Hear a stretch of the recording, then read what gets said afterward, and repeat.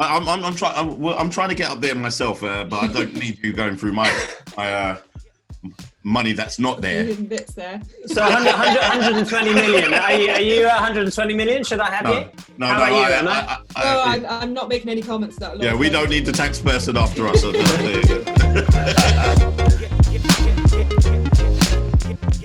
Hi, I'm Emma from Verge Magazine, and I'm here with the wonderful Robert Watts, who compiles the Sunday Times Rich List, and of course the familiar face, Andre, CEO of Verge Magazine. How are you doing both? Well, yeah, surviving in these crazy times. Well, I didn't have a beard when we first started this whole quarantine, and now it's fully grown. So it's looking good. It's looking very good. You. It does suit you, Andre. I'm becoming a man. Stick with it. There'd be too much grey in it if I had one. Well, I've been working on mine as well, but it's not quite coming out. Work to be done there, I think. So, Robert, we just wanted to talk, first of all, obviously, there's been a new entry to the Rich List this year, which is Rihanna, who's now a UK resident. She swooped into third place, overtaking the likes of Mick Jagger, Rod Stewart, which is absolutely incredible. Do you think it's likely that Rihanna could potentially overtake McCartney and Lloyd Webber to become maybe the first billionaire musician in the UK? That's a really good question, Emma. I think that is possible. Certainly. I mean, we've been wondering about who would be the first UK-based musician billionaire for some years now. And we wondered if Adele might get there. Last year, we were thinking, well, Ed Sheeran, this tremendous appetite to work hard. Is that possible too? Possible too. But I think the big thing that is in Rihanna's favour is her big commercial interest, that she's selling huge amounts of makeup in particular. Her lingerie range is doing pretty well as well. And she's got a hunger, she's got this desire and hunger to go on, succeed, work, as the song goes, and keep going. And that's often the thing with Rich Listers I really sort of look for is a lot of us, if we had a slither of their 120 million pounds that you would have needed to get on the Rich List last year, if we had a sliver of that, a lot of us wouldn't get out of bed or wouldn't get off the sun lounger. But she's someone who's very, very driven to keep going. And I think, very, very plausible. She's only 32. And when you think about all the other people on our music Rich List who are still up on stage performing in their 70s, you kind of think, well, this is someone who could go on to do very, very well. That's really incredible. Like you said, Rihanna's got lots of income streams. You mentioned Fenty and obviously the Savage lingerie brand as well. Do you think this is becoming the new norm, sort of having, on the musicians Rich List in particular, having these different income streams and the commercial sort of side of things as well? Yes, it is not with all of them. Some of them avoid it. I mean, if you think about Ed Sheeran, I can't see Ed producing an underwear range or a cosmetic range, but who knows? I could be wrong. But if you look at the Little Mix crew, they all have developed their interests as well, and it's natural that you can see that some people are going to be more marketable. I mean, Rihanna is exceptional, isn't she? She's got, it's that music career that started her off, and that huge social media following that attracted LVMH, the big fashion giant, to tie up with her. But she's an iconic figure, isn't she? And a style icon, and that's priceless. I mean, you can't really put a number on that. Not all music stars are going to have that reach, that appeal. But yes, I would expect to see more and more of these kind of tie-ups. So I just wanted to delve in a little bit deeper. So like the whole process of collecting information, how does that work? How do you get hold of that information? It's a real jigsaw puzzle. 90% of my journalistic life is trawling through very, very boring documents to a lot of people, filings at companies' house, shareholdings in public companies, information that anyone else can access. But then again, about 10% of this time is these extraordinary conversations. About a third of the people on the Sunday Times Rich List cooperate with us in some way, shape or form. Now, that can be a terse WhatsApp message every now and again, saying how things are going, or it can be 3 hours with one of these people, going through line by line their assets. So we are in a privileged position because we've been going for 32 years.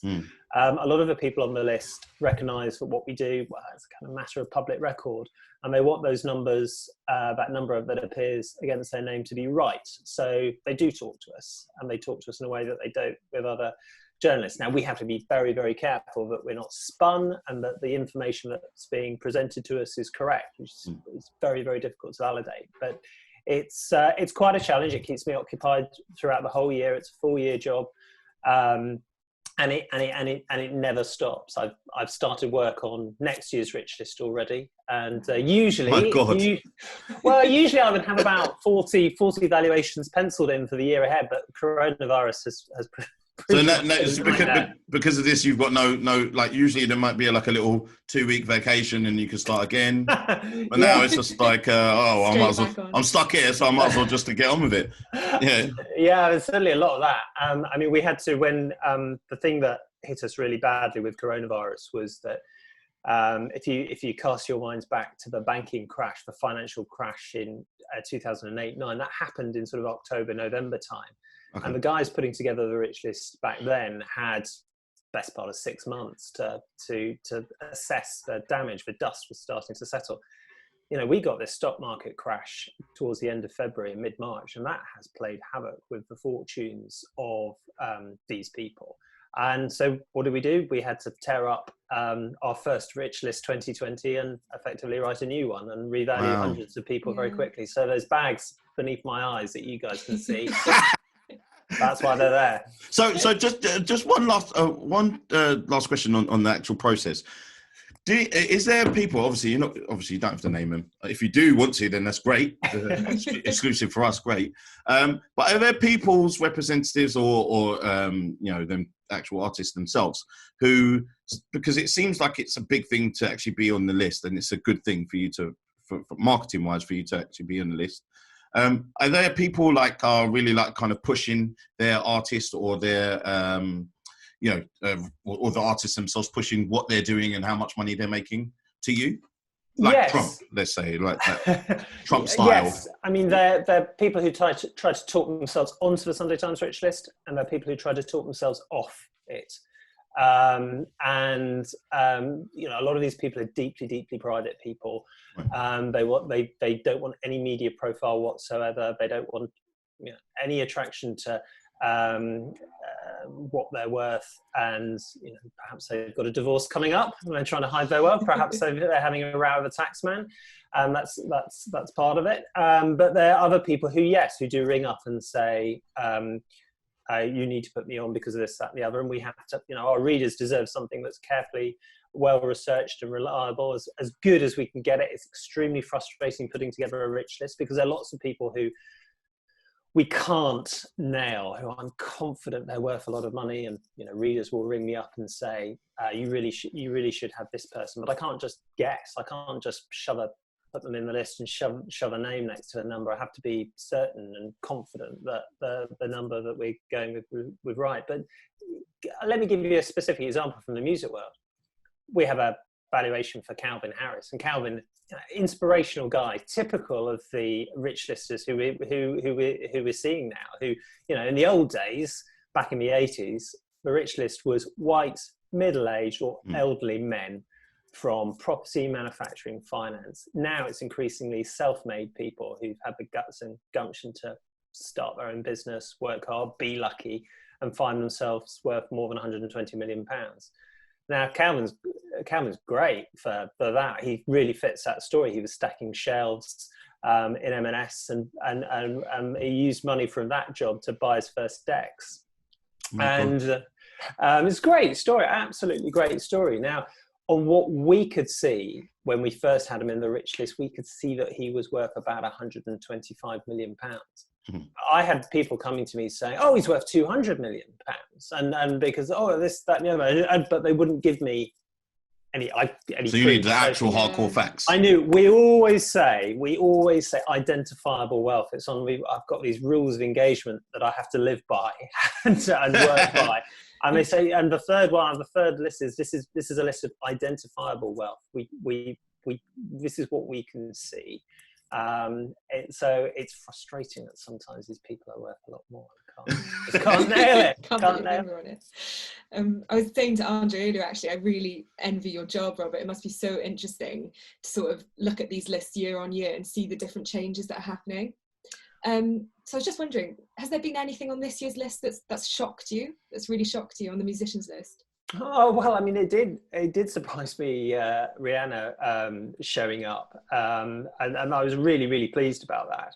I think it will be very interesting to see if she stays here in the UK or not. I suppose the overall picture, I've got to be careful because we're talking ahead of the Rich List coming out, but you don't need to be a rocket scientist to realize that it's going to be quite a bleak Rich List this year.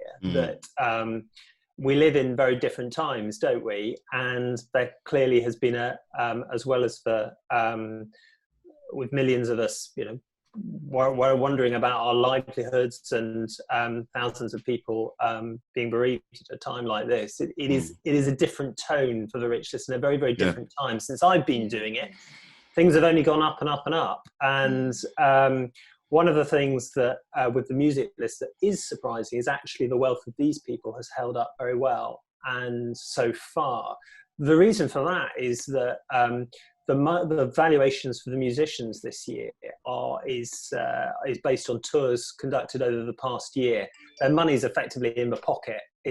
It's done, whereas the bulk of the people on the Rich List are people in business, and we've already had to take money off their valuation for this year's list. So what I would expect is a lot of the musicians to flatline in next year's list, and some will fall. Because why? Because all their tours have been cancelled and albums are being pushed back. But they'll be all right. Not quite. So that's why I like shoe collaborations. So because I was actually quite surprised that Drake isn't like further up the list, because he seems, and this is what the interesting thing what you do, obviously on the look and the outside of it, especially because he just did this thing with I think it's Architectural Digest, could be wrong, about showing his house off, and you're thinking you must be up there if you've got a house like that. He calls it the embassy, so you think you have that type of money. Yes, well, just definitely one we have to keep an eye on. We've one to look out for in this year's Rich List, KSI as well, and he could be he's. It feels quite a conservative valuation there as well, but this is the frustration. We can go on what we can see. We can't see everything. So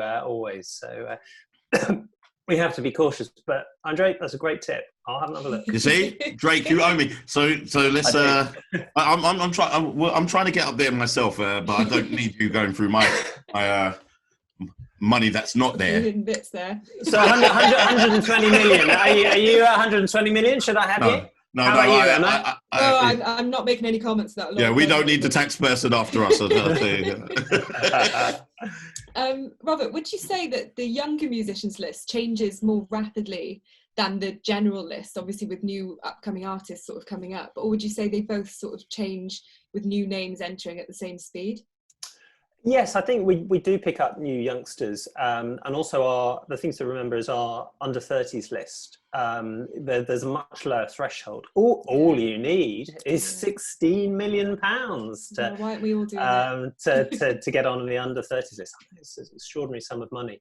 But the big earners in music, I know I talked about Rihanna and Ed Sheeran, but the really big earners on the music list, to the Stalls list, who are there year in, year out, are people like the Stones and the Beatles. Why? Because they've got massive back catalogues, but also they've got wrinkly old fans who've got money, who can charge a lot more to go and see them, much higher ticket prices than, say, the fans of Little Mix, who are younger and have less disposable income. So believe it or not, the Rolling Stones, the typical box office takings for one gig is north of $1 million. Now they don't get all of that. They don't get a lot of costs, obviously, with throwing on the throwing a gig like that. But you don't get anything like that if you're Little Mix, if you're a young band, just because you've got a different fan base. Yeah. So do you think there's any sort of formula, like a key to staying on the Rich List for a long time and keeping your place on there? Wow, now that's a great question. That is the sort of thing that does keep me awake at night. I do think about a lot. I mean, the thing that really surprises me is that why these people keep going. Maybe it's just a fascination with what they're doing, and that, you know, one of the big secrets about the Rich List is that with a lot of these people, it's not actually about the money, to be honest. You know, take someone like Sir James Dyson. You know, he tinkered away with his bagless vacuum cleaners in his shed. He did 5,000 iterations of this vacuum cleaner. Now he's, you know, a billionaire and many times over. But is he still getting up, going to work, buzzing with ideas and energy? He's fascinated with AI. He's fascinated with robotics. He's been really interested in trying, although failing, to crack the electric car problem. So it's often either it's a fascination with what you do, just a love of what you do, or there's a bomb that's gone off, often with these people in their early life. Something that's happened, which to me is very interesting. You know, what is it about these people? I mean, often they do come from very, very humble backgrounds, and they have a nasty start in life. Something bad happens, and for some people that would be enough to capsize a life, and it would be very hard for them to come back. But other people have this ability to use that as the petrol to go on and do amazing things. Yeah. So just finally, so let's say, for example, there's a lot of new artists that we work with at Verge. So what would you say is the formula? It's like, if you could say, like, round it into like 5 different things that they can actually kind of work on to be able to get themselves as much money. Obviously, it takes time to be able to get onto that list, but, you know, as much money as possible coming in from their talent, from their branding, and so forth. What would you say is the formula? That's a really, really great question. No one's ever asked me that before. I mean, see? creative. Well, I mean, your product's got to be key, hasn't it? And that goes for anyone actually in the Rich List. Is that you creating the best stuff you possibly can is absolutely vital. You know, think about your market. Think about what people want. Think about, you know, the competition, what they're doing, who you're up against. Are you in a crowded market? I think the way you communicate to your audience, be it by social media or, you know, through the conventional media, and how you get out and there talk to people is right. I think the commercial tie-ups are important. Absolutely, I think that's right. But, you know, don't be mad with what you do, who you team up with. Be sensible.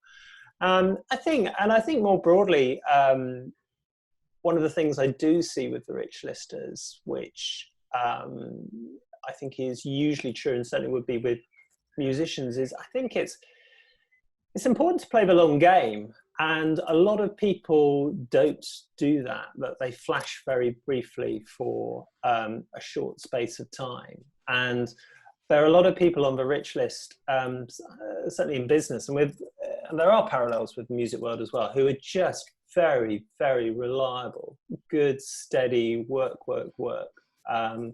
year in, year out, really consistent. And that's one of the secrets of life, I think. That's amazing. Really, really useful. I'm going to follow those tips, and maybe one day. I think it might be a bit late for me. But, I'm not sure I'm very good at it, really. I think the guys on the list are. It's a bit. Some people say compiling a Rich List is a sort of jealousy is an occupational hazard. It's. I certainly get. I find it's not hard to feel pretty inadequate, to be honest. Oh, God. Don't worry, we can shop near the same restaurants and near the same bars and stuff like that they go to. You know, fingers crossed we get to go to them for free because we're press. How about that? Great idea. How about that? Yeah, that's a leveler, isn't it? Thank you so much. Thank you so much, Robert. That was amazing. for spending time with us. Really appreciate that. And keep looking out for more content from the Sunday Times Rich List on sports and other things like that. We're going to try to get Robert back to do other things with us as well. So check it out on Verge Mag online, on Twitter. Sorry, and so all this money talk has got me all over the place now. And at Verge Mag on Instagram as well. Appreciate you so much, honestly. Thank you so much. Thanks, Robert. Cheers. Pleasure being here. Cheers. Bye later. Cheers. Bye.